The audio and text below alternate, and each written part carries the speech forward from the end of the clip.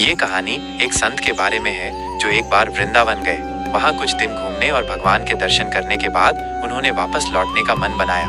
वापस जाते समय उन्होंने सोचा कि कुछ प्रसाद ले चलूं, तो रामदाने के लड्डू खरीदे, मंदिर में चढ़ाए और आश्रम आकर सो गए। अगली सुबह ट्रेन पकड़कर वे निकले और शाम तक उनकी ट्रेन मुगल सराय स्टेशन पहुंची।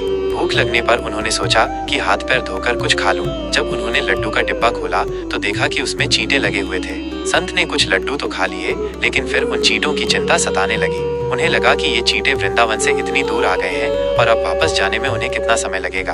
उन्हें लगा कि उन्होंने बहुत बड़ा पाप कर दिया है, क्योंकि उन्होंने इन चींटों को वृंदावन से दूर कर दिया।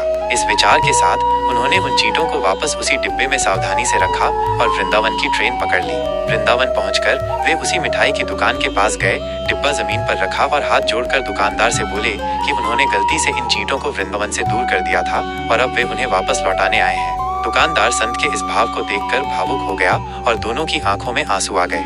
ये कहानी बताती है कि एक सच्चा भक्त कितना संवेदनशील होता है और उसके मन में सभी जीवों के प्रति कितना प्रेम और आदर होता है।